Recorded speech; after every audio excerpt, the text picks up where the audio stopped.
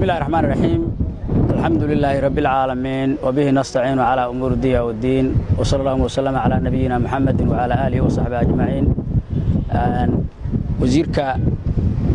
أمنية دولة galmudug taliyaha ku-xigeenka ciidanka dawladda Puntland ee daraawiishta maayarada gudoomiye ku-xigeenka taliyayaasha ciidamada kala gedisan generaalada kale ee goobjooga ah bahda saxaafadda iyo akhyaartii shirkan maanta ka soo qayb gashayba assalaamu calaykum waraxmatullaahi wabarakaatuh shirkayagan maantay wuxuu lahaa laba ujeedo marka koobaad shirkayagii amniga oo heer wasiire ahaa iyo heer gobol iyo heer degmo ahaa oo aanu maantay isagoo xoog la galay waxa looga hadlayna dhammaantood waxay ahayd arrimaha amniga oo ay ugu weyn tahay dagaalka ka socda ee galmudug iyo sidii loo wada geli lahaa oo si dhammaystiran loogu wada geli lahaa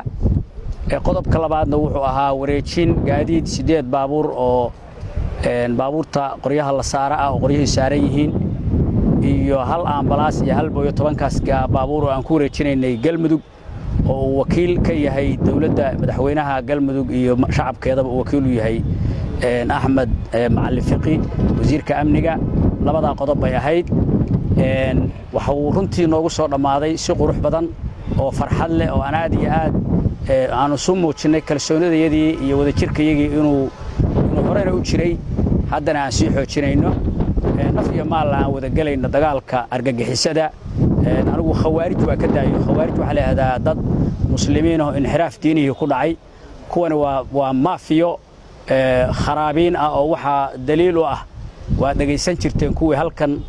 aanu ku tooganay oo khaa'imiinta magaalada dad ku leen jiray waxay ku hadli jireen inay diin la'aan ay ahayn waad ogeydeen marka anigu dad diin arageed leh uma nisbeeyo waxaan iraahdaa waa maafiya cusub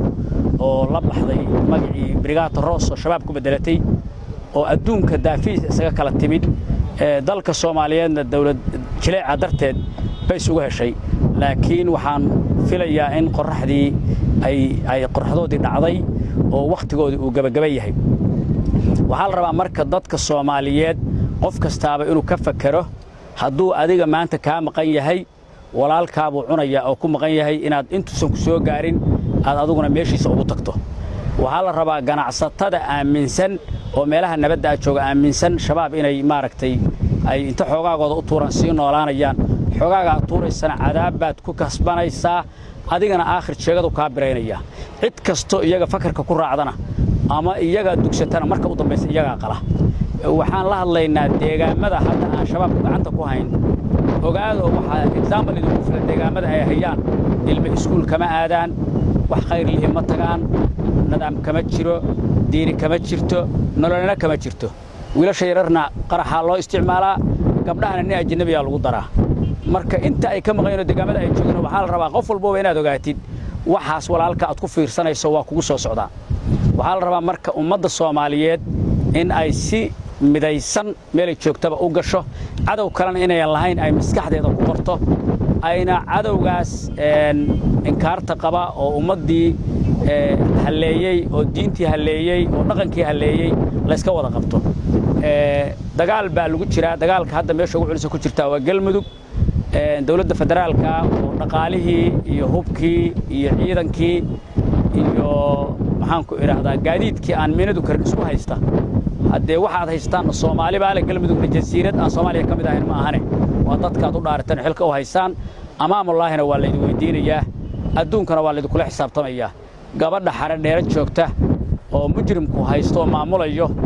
iyo wiilka xaradheera jooga mujrimku qaraxa u dhiibanayo iyo gabadhaada maalintay jaamacadda ka baxayso aad qalin jabinteeda diyaaradda u raacdo 12,000 mayl oo Mareykan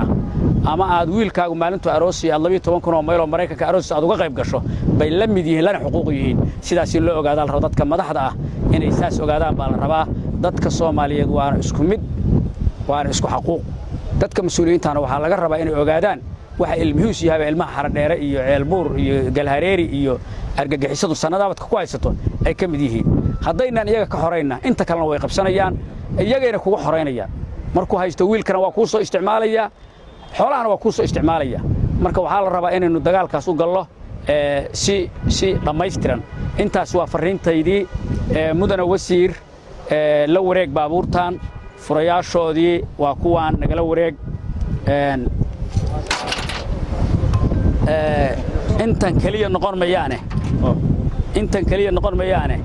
gaadiidka iyo haddii alla kuu roon yahay iyo wiilal saaranba waa diraynaa annaga iyo galmudug isku meel baan ku dhimanaynaa awalna isku meel baanu ku dhimanayno hadda annagoo iska soo horjeednana isku meel baan ku dhimanaynaa haddii abaar timaadana isku meel bay nagu helaysa